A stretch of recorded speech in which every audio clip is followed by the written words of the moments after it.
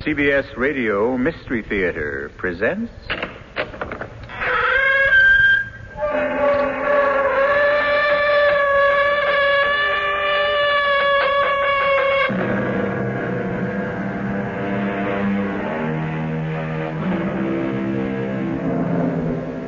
Come in.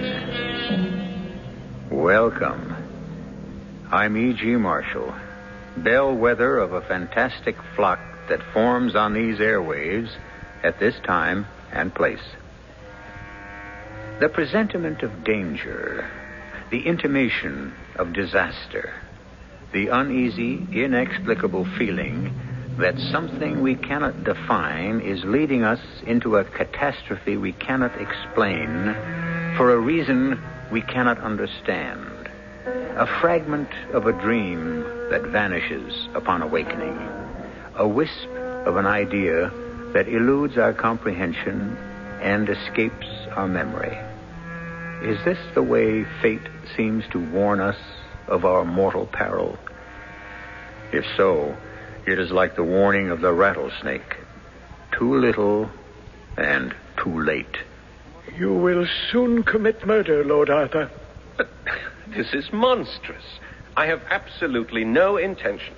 Look, I'm not a murderer. Oh, no one is until he kills for the first time. I tell you, I cannot commit murder. And I tell you, you can, and you will. I refuse to believe it. You're all alike. You all want to pry into your future, which you have no business doing. And when you see what fate has in store for you, you refuse to believe it. But murder? Yes, murder. What's so special about murder? People do it every day.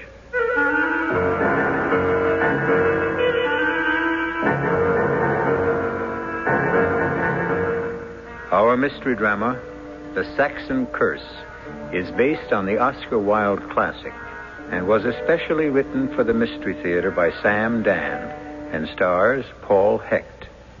I'll be back shortly with Act One.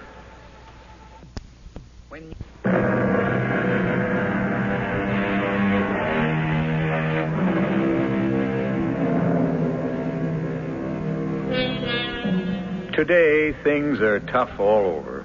Even the very rich complain. They protest their wealth is being eaten away by ruinous taxes. They lament that their once sacrosanct watering places have been invaded by common folk. And most of all, they bemoan the fact that it's virtually impossible to find a decent servant. They may have a point. Quite possibly, they may have been born at the wrong time. They should have lived, say, in England around 1905, when rank had its privileges, wealth had its license, and the common people knew their place.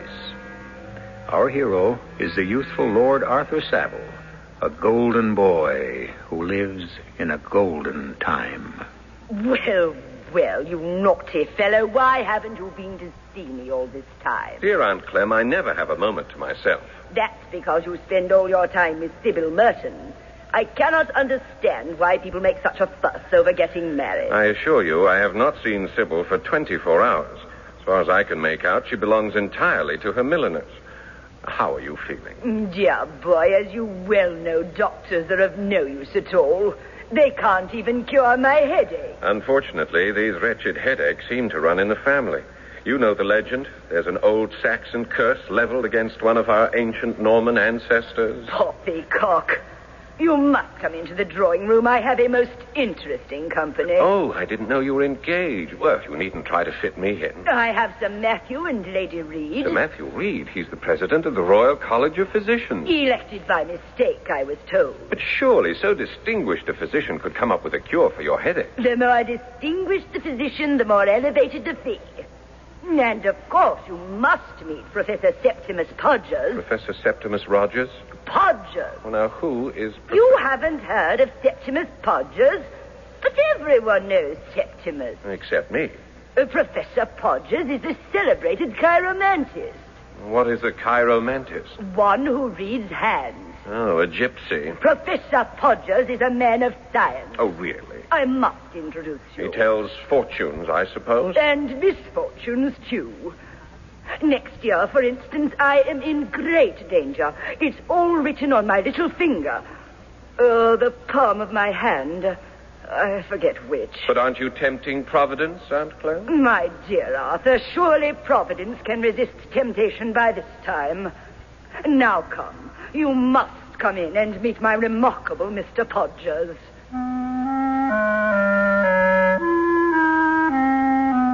And so I entered my aunt's drawing room, where I was introduced to her Mr. Podgers. I must say there was nothing esoteric or mysterious or romantic looking about him at all. He was a stout little man with a funny bald head, and you might take him for something between a family doctor and a country solicitor. He was staring at the palm of Sir Matthew, and I was amazed to see how Sir Matthew and Lady Reed gazed at him with rapt attention. And what do you claim to see in my hand, sir? I see a man of adventurous nature. You have taken 4 long voyages in the past. By George, so I have. You were shipwrecked once. Amazing. You have a passion for collecting curiosities. But everyone knows that. It's been in the paper. Arthur, dear boy, do not interrupt. I see in this line, the health line, a secret. Sir Matthew, you had a serious illness between the ages of 16 and 18. Now, how the devil would you know? Well, it's all written here. Extraordinary. The man is uncanny. And now, Professor Podgers, my nephew, Lord Arthur Savile, is anxious to have his palm read. No, I'm not exactly. Oh, have him do it, Arthur. It's like someone opening a window in your mind. I'm not sure those windows shouldn't remain closed. Perhaps the boy's afraid. Oh, I'm not afraid. Professor, as you can see, young Lord Savile is dying to have his hand read. Don't tell him he's engaged to the most beautiful girl in London, because that news has already been published in the Morning Punch. May I examine your right hand, Lord Arthur? Well, if you insist. He touched my hand, and it was as if a galvanic current ran through my body. Something happened. I don't know what, but I do know this. Suddenly, he no longer seemed to be a somewhat ludicrous, fat little man. I felt I was in the presence of great power, authority. A shudder passed through me, and I was frightened to see that the shudder also passed through him. Beads of perspiration broke out on his bald skull like a poisonous dew, and his fat sausage-like fingers grew cold and clammy. And I knew fear, real fear, for the first time in my life. My impulse was to run from the room, but I forced myself to stand still. I am waiting, Professor. Well, what do you see in my hand? I see the hand of a charming young man. Within the next few months, Lord Arthur will go on a voyage. Naturally, his honeymoon. And lose a relative. Well, we all lose relatives. Sometimes I think they were created for the purpose. Can you tell us any more? No, Lady Clementine. That's all I can see. I was furious with myself.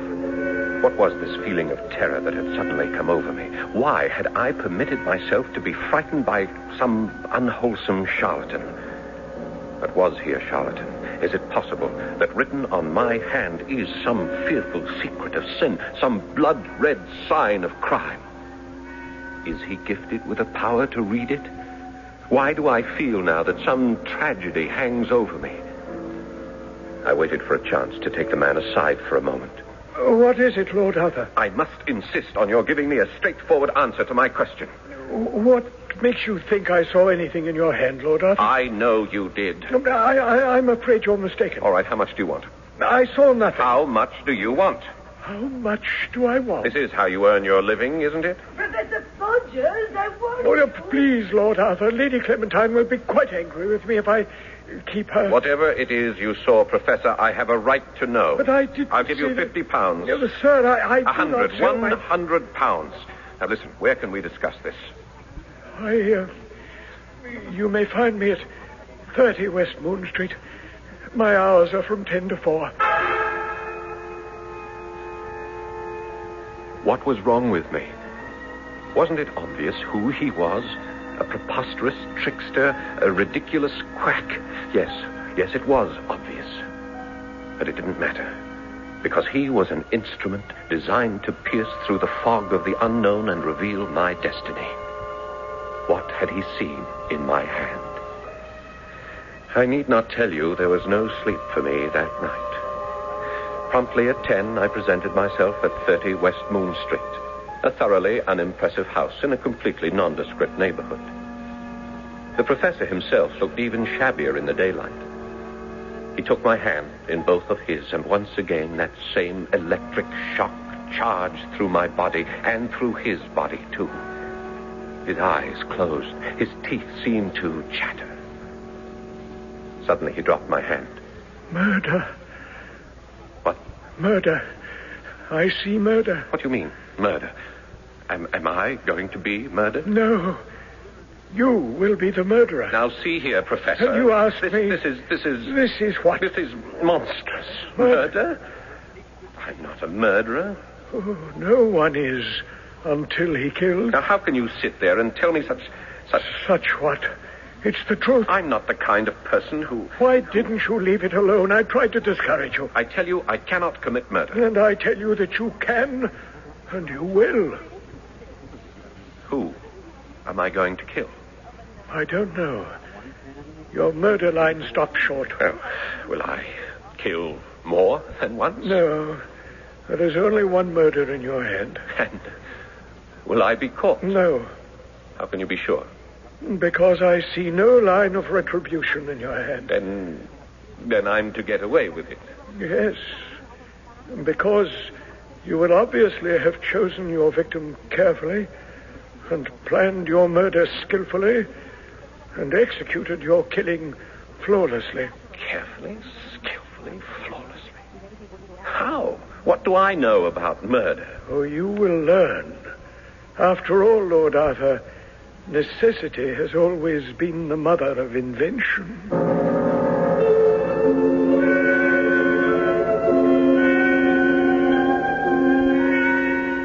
Than which truer words were never spoken. Of course, to our hero, Lord Arthur Savile, murder was something that usually took place only in the sensational newspapers. It was neither the pastime nor the preoccupation of a gentleman. But now, suddenly, he himself is notified that he is not only about to commit murder, but he is to do it successfully. I'll be back shortly with Act 2.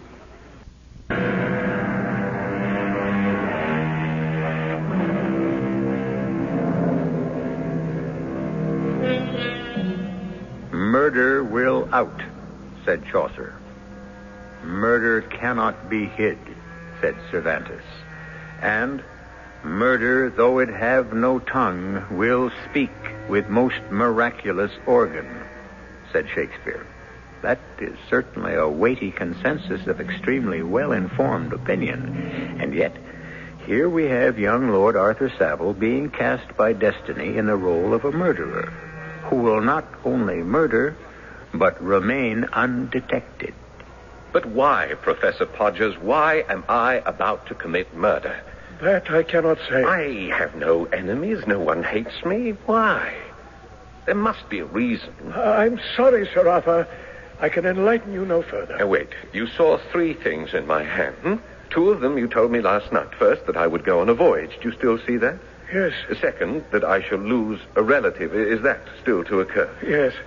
And that I shall commit murder. Well, does that complete the list? It does, Sir Arthur. Yes. And how many relatives am I to lose? Just one. Just one? Quite so, sir. But I only have 2 relatives. 2? In all the world. There is just my twin sister, Pamela, and my aunt, Lady Clementine Beauchamp. Are you saying that one of them will die within the next few months? I am saying that is what is written. Well, which one? I'm sorry it doesn't say. But one will die. Yes, Lord Arthur. I looked at my hand. And suddenly it was no longer the familiar 5-fingered palm made of firm pink flesh, and finely etched delicate lines. It was white, dead white, corpse white, like the white paper on which the death sentence is written. And here the death sentence was written in blood-red letters. Lady Clementine Beecham.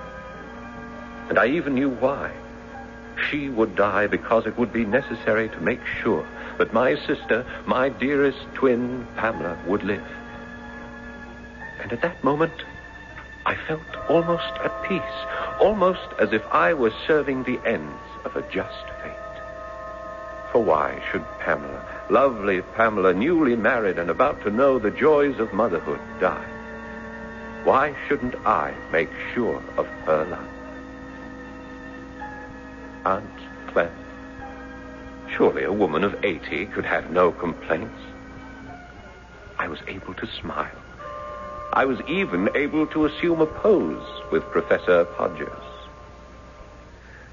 Professor, I believe I owe you £100. May I write you a check? If it's convenient, Lord Arthur. Oh, here we are. Paid to the order of Septimus Podgers, and so forth. £100 is cheap enough for such capital amusement. Amusement? Yes, and quite ingenious. I enjoyed every moment of it. But I assure you, Lord Arthur, what I saw in your hand is the absolute truth. Yes, I dare say. Remarkably good show. I trust you're available for future entertainments, parties, and so forth? I am always at your lordship's service. And so I was committed to the killing of my Aunt Clem. But how to go about it? Direct physical violence was out of the question. I simply could not see myself assaulting my aunt. I would feel like a fool. That left one way. Poison. But what did I know about poisons? Nothing. But Sir Matthew Reed, the famous physician, was a family friend, a member of my club. He lunched there daily, as I did. It would be a simple matter to join him. I say, Arthur, that cop seems a bit underdone. Well, it's what comes of having a French chef. Yes, joining him for lunch was no problem. But how could I get him to talk about poisons? It was hardly a luncheon topic.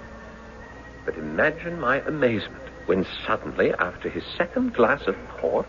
Speaking of poisons, Arthur... What? I wasn't aware that we were speaking of poisons, Sir Matthew. Well, I was thinking of poisons. So it's the same thing. Yes, sir. Remarkable case in the newspapers. Read about it? No, sir. Fella did away with his wife. Yes, sir? Botched it. Is that so? Chap was married 50 years, fell in love with a younger woman, had to get rid of the old one. Bounder deserves to be hanged. For murdering his wife, sir? No, for using arsenic. Messy, painful affair. Now, after 50 years of loyal service, the poor old lady deserves something like, well, aconitine. Aconitine, sir? Oh, yes. It's the creme de la creme of poisons. Swift. Takes almost immediate effect. Perfectly painless. It mixes well with food and drink. Quite palatable. Is that so? Arthur, you must promise me something.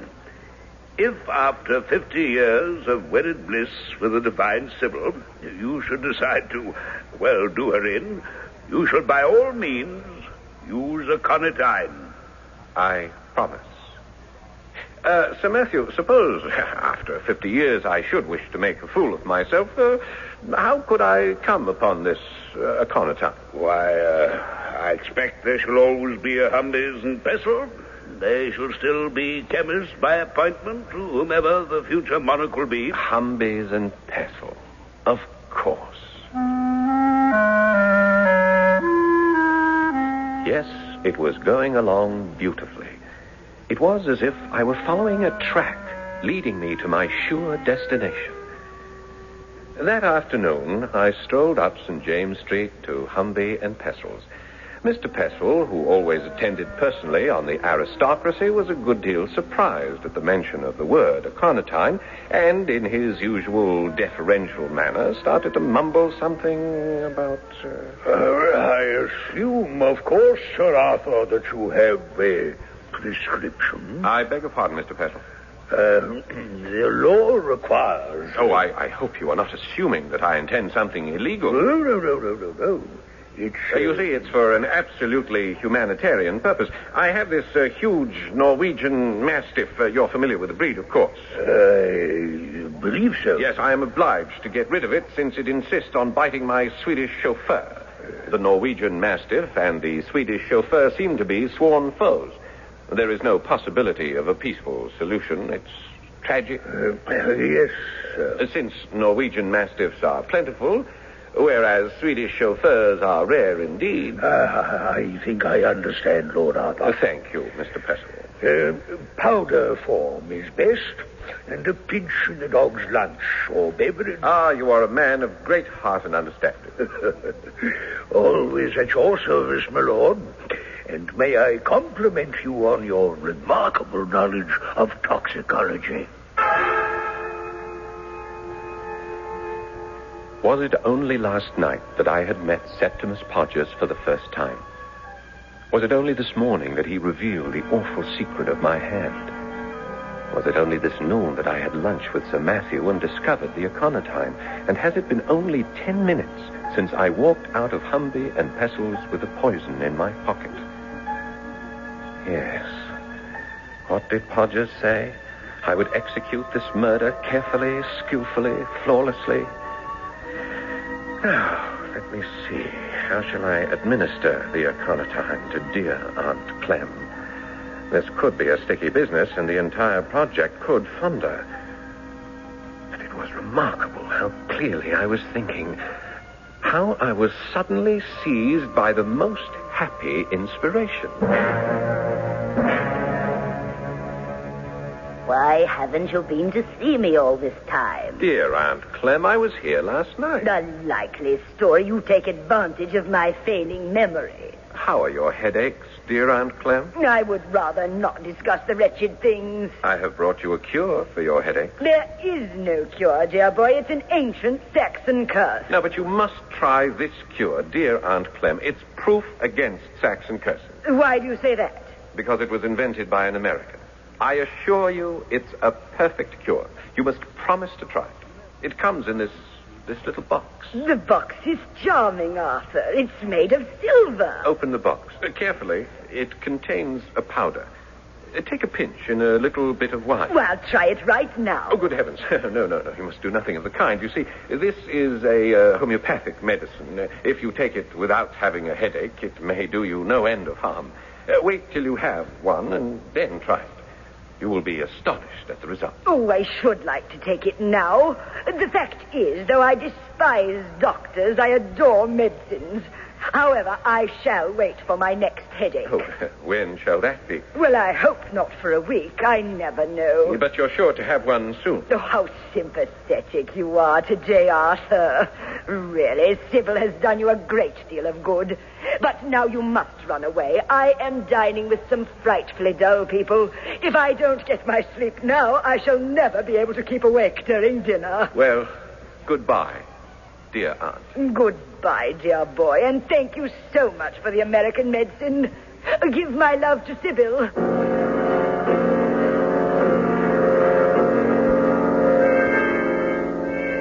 Sybil. I must talk to Sybil. Since I should like to be as far away as possible when it happens. Of course. That's the voyage Podgers saw in my hand. I must take my leave of Sybil. But it's a month before the wedding. What excuse can I make? My dearest, I have a confession to make. A confession? Oh, no. Is it something serious? Oh, yes, it must be serious. Else why would it be a confession? I am willing to release you from your vow. Oh, this is... I have not told you everything. You haven't told me everything. What have you withheld? My dearest, I am a victim. A victim? A victim of fate? Of circumstance? Neither. I am a victim of severe headaches. Headaches? Oh, you poor boy. It runs in the family. My Aunt Clementine... Oh, I know. She told me. There's an ancient Saxon curse. And so, you see, since you were unaware... No, I love you despite your headaches. I accept you for what you are. Yes, but I must take my leave of you, my darling. Your leave? You're going? You're leaving? You will desert me? I'm going to Vienna. Vienna? But nobody ever goes to Vienna. There is, in Vienna, a celebrated doctor. A headache doctor? Well, a head doctor. Marvelous. And you're going to see him? No, surely he can cure my headache. Oh, my darling. Go. Go to him. Fly to him. You would not mind being neglected for 10 days, fortnight, perhaps a month. My dearest, I have so many things to do to prepare for the wedding. I shan't even know you are gone. There you are. See how quickly and efficiently the thing has been arranged. Step by careful step, my murder has been skillfully planned.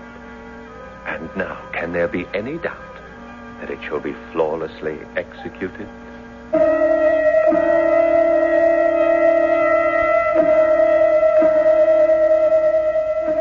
And he's only an amateur. And this is only his very first attempt. So it only goes to prove that each of us has a hidden facet, an unknown talent, an ability that's kept secret even from ourselves. Does this mean that murderers are born, not made? Or does it prove that murderers are made, not born? Whatever it means, someone is going to be killed just as soon as I return with Act 3.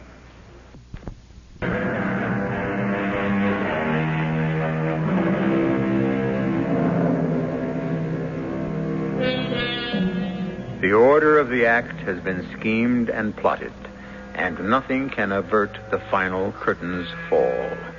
Or so said a Russian poet. And certainly it must be said that not only has Sir Arthur's scheming been careful, skillful, and flawless, we can even add a bonus word and say meticulous. And so the deadly aconitine waits with fateful readiness the very next headache of the Lady Clementine Beauchamp. While I, of course, have made myself perfectly comfortable and happy in Vienna, a delightful, if somewhat socially backward city. And since I had announced to my beloved Sybil that I was here to consult a celebrated doctor, I decided, for the sake of the record, to do so. Headaches? Yes, Doctor. Fierce, relentless headaches, once or twice a month.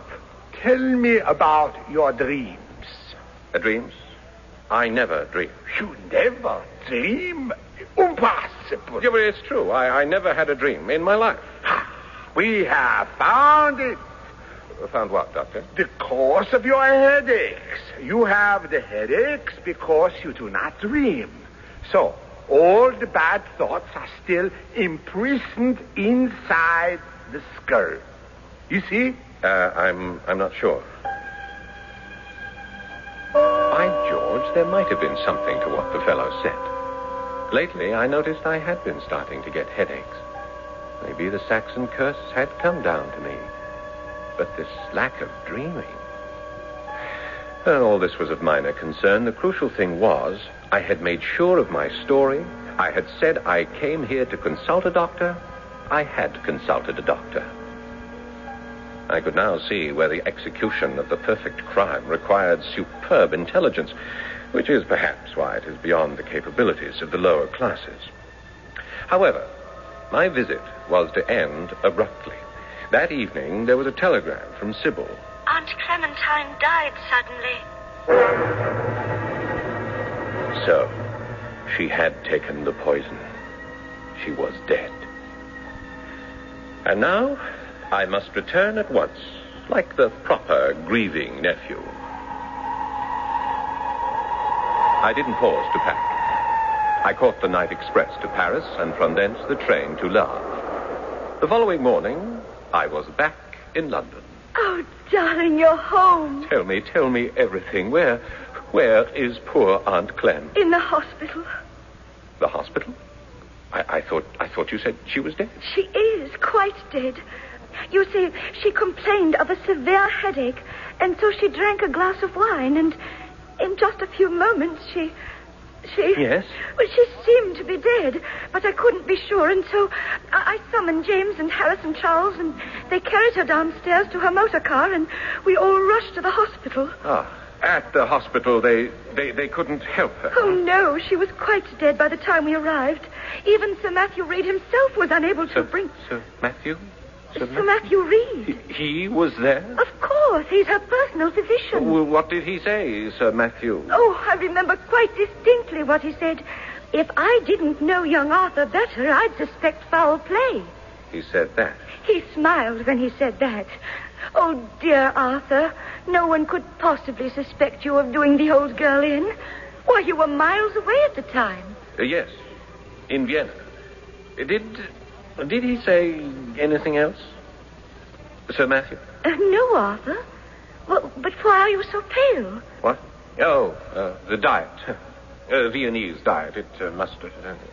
did he perform an autopsy? Arthur! What a perfectly gruesome thing to say. Oh, I should hope not. You don't know that? Oh, my darling Arthur, you are upset. You're not yourself. I can see. Oh, I know how much poor Aunt Clem meant to you.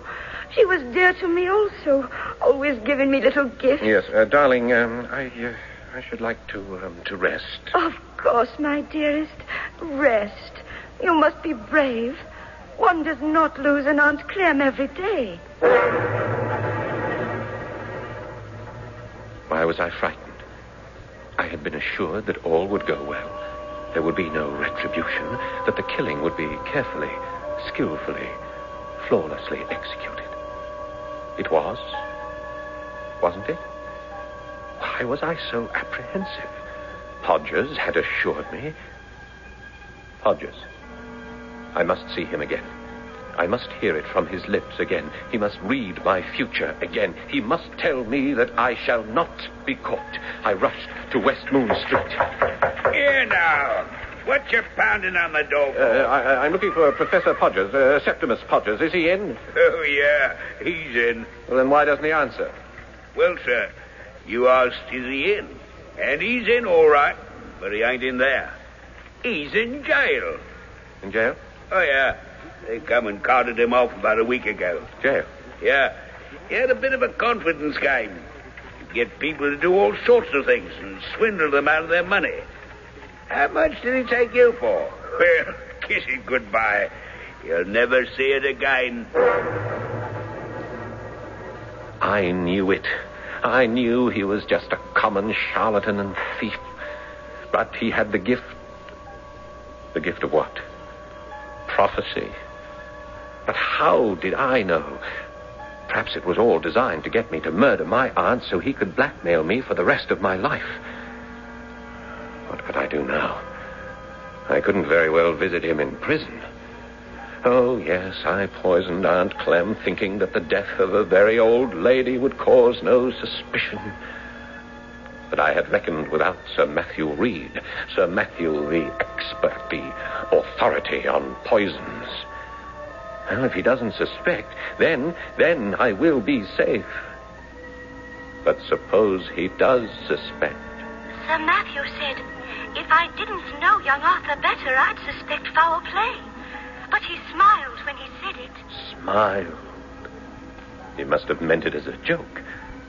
Oh, does he or does he not suspect? Why didn't it occur to me that I would inherit Aunt Clem's entire estate? Oh, that could set tongues wagging. Did Sir Arthur perform an autopsy or didn't he? Does he intend to or doesn't he? How can I find out? I must find out. I'll corner him at the club.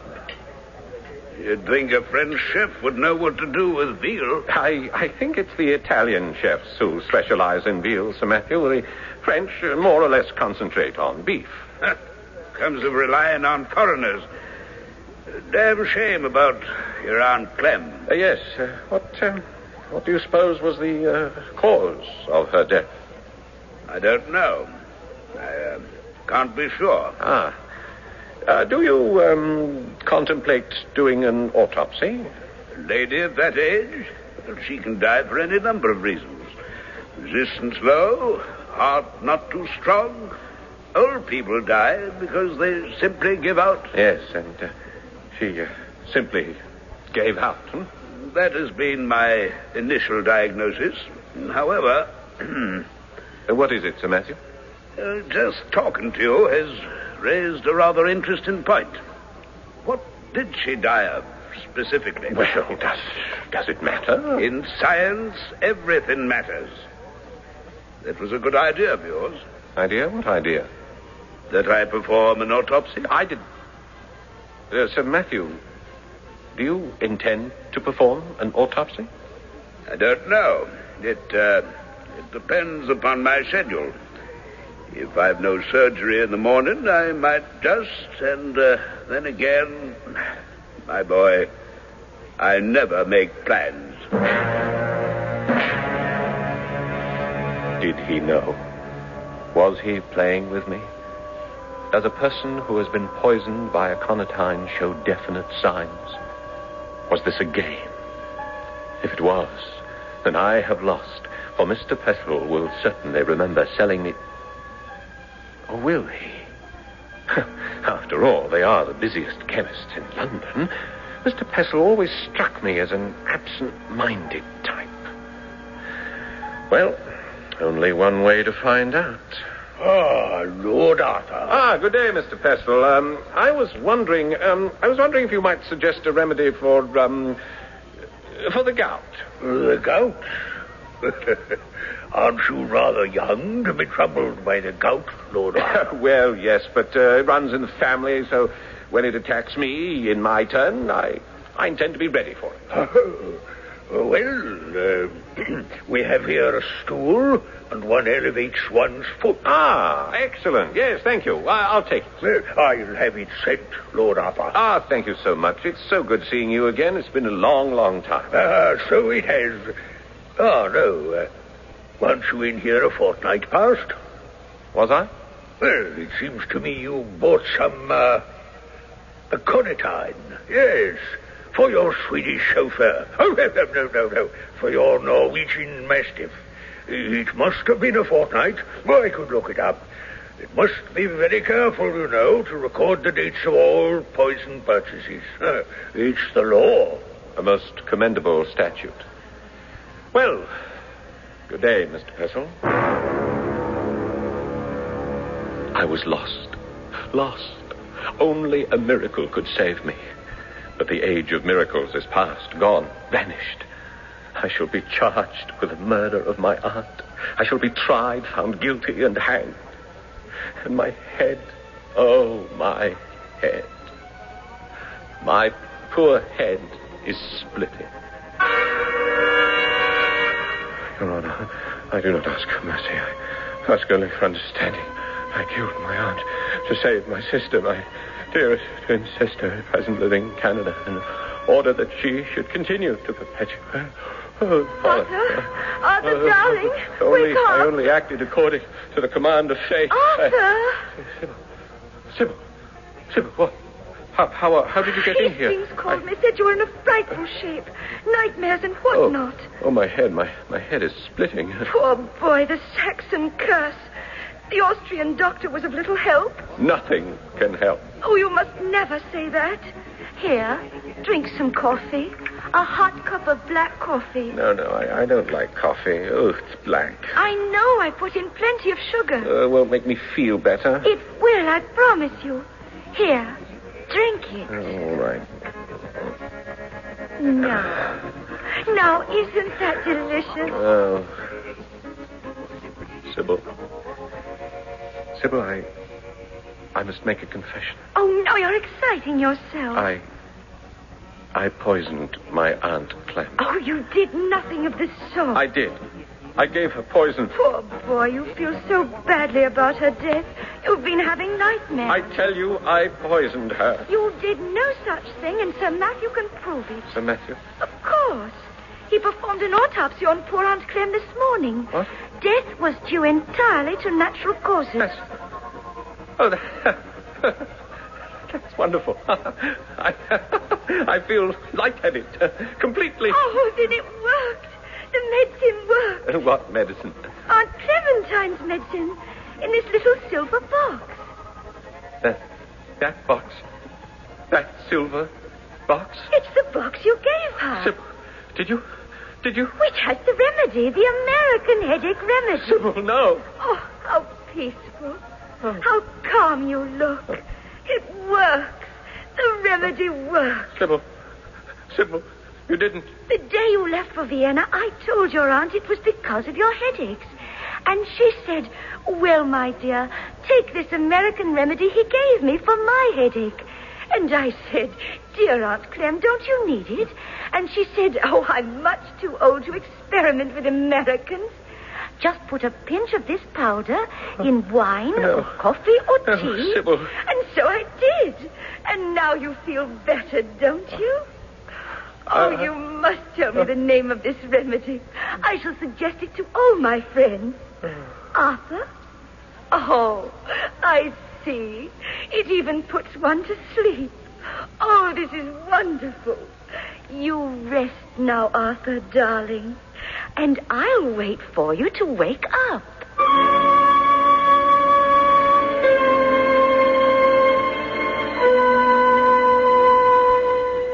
As you might assume, she had a very long wait. Well, whatever you want to say about Professor Podger's prediction, his 3 basic forecasts did come true. Lord Arthur lost a relative. He did go on a voyage. And there was a murder. Not that Sybil was ever tried for it. I'll be back shortly.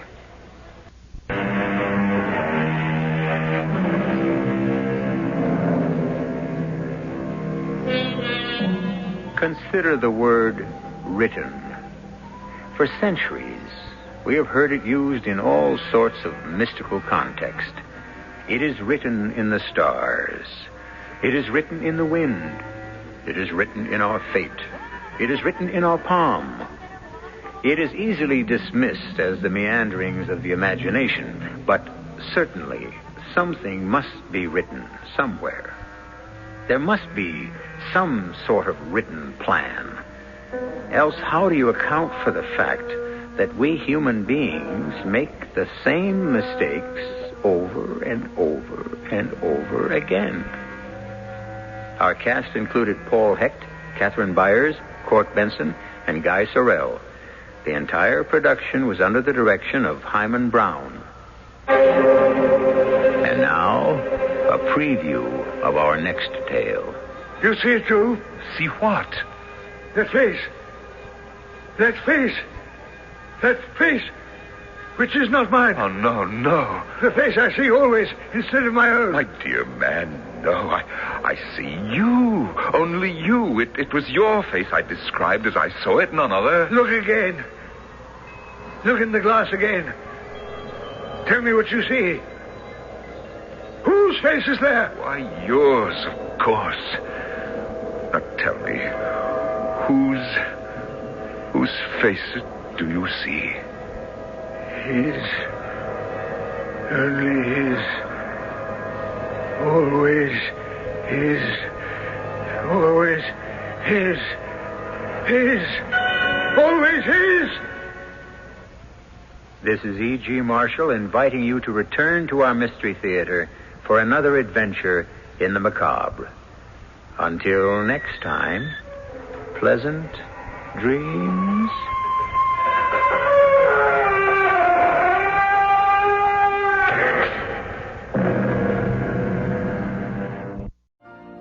You've been listening to the OTR Gold Network. Find more classic radio at otrgold.com.